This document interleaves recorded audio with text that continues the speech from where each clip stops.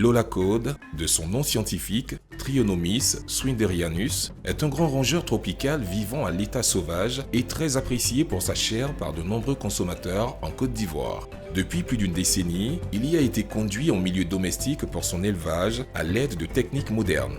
Cet élevage est appelé l'holacodiculture et les éleveurs des holacodiculteurs. Il a vu le jour en Côte d'Ivoire dans le cadre de la diversification des sources de revenus des populations rurales. Pour cela, il a fallu les efforts conjugués du projet d'appui à la commercialisation et aux initiatives locales, PACIL, et de l'Agence nationale d'appui au développement rural, ANADER. Démarré depuis 2009, l'appui du FIRCA a apporté un souffle nouveau qui permet aujourd'hui à la filière de s'organiser et se maintenir à flot. Identifiée comme une activité d'appui génératrice de revenus et relativement aisée à intégrer dans les systèmes de production des paysans, l'intérêt croissant pour l'holacodiculture sera couronné en 1998 par la naissance du Programme national pour la promotion de l'holacodiculture, PNPA, à Boaké, transféré depuis 2002 à Tomodi. Ces programmes sont logés ici depuis 2002. 2002 parce que ça nécessitait un déplacement de Boaké à Tomodi. C'est là que nous sommes venus chercher refuge avec les quelques têtes que nous avons pu sauver et en oviniculture et en holacodiculture. La première phase du PNPA, dite phase pilote ou phase pré-vulgarisation, qui s'est étendue de janvier 1998 à décembre 2000, a testé et validé les conditions d'installation et de développement de l'holacodiculture en Côte d'Ivoire à partir d'un cheptel de base importé du Bénin. La seconde phase, démarrée en 2001, fut arrêtée en raison de la crise sociopolitique en 2002. En 2010, sur requête des holacodiculteurs installés dans le cadre du PNPA encore actif, le FIRCA a initié un projet de renforcement de leurs capacités techniques de production et d'amélioration de leur approvisionnement en reproducteurs de qualité. L'association des ACN a écrit le FIRCA qui vient à l'appui au centre de Tomodi, ACEP, d'expérience, que puisse agrandir le coin et faire développer des animaux dedans pour pouvoir relancer encore la filière au-delà du col au niveau du centre. Et le FIRCA aussi nous a approuvé, il a accepté le projet. En même temps, il a réhabilité le centre de Tomodi avec l'appui des animaux pour pouvoir avoir accès des animaux. C'est comme ça que nous sommes rentrés avec le FIRCA. Le programme national pour la promotion de l'holacodiculture a été initié depuis 1998 sous la houlette de l'État de Côte d'Ivoire. Ce programme, pour son financement, peine souvent à survivre.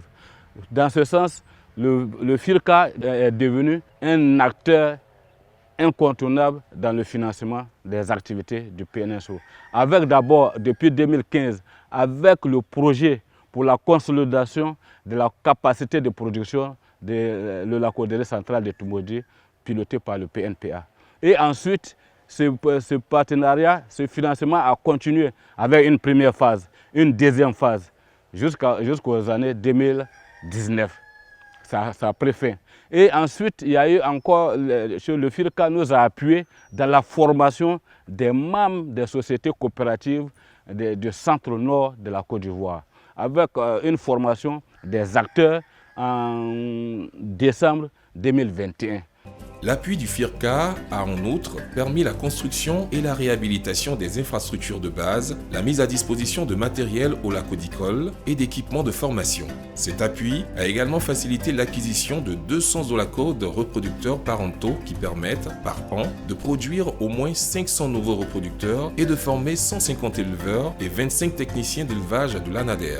Le soutien du FIRCA au PNPA à travers le dispositif d'élevage d'holacode agouti de l'ANADER, ajouté au pôle d'holacodiculteurs regroupé au sein de l'Union des sociétés coopératives des holacodiculteurs de Côte d'Ivoire, US-COPACI, vise à contribuer à la satisfaction des demandes de plus en plus croissantes en reproducteurs et en viande d'holacode très appréciée par les populations ivoiriennes. L'holacodiculture est une activité que tout le monde peut mener et qui ne prend pas beaucoup de temps, qui n'est pas aussi harassant. Concernant la viande de consommation, comme on le dit, aujourd'hui, en achetant une bête au PNPA, je me rends compte que je suis exempt de toute maladie. Parce que nul n'ignore comment les animaux sont capturés dans la nature. Donc, avec l'élevage, c'est de la viande saine qui est offerte. Et puis, essayer de m'installer pour aussi profiter pour installer d'autres personnes. nous avons 2 bâtiments qui servent d'expérimentation et on a un grand bâtiment qui sert de production.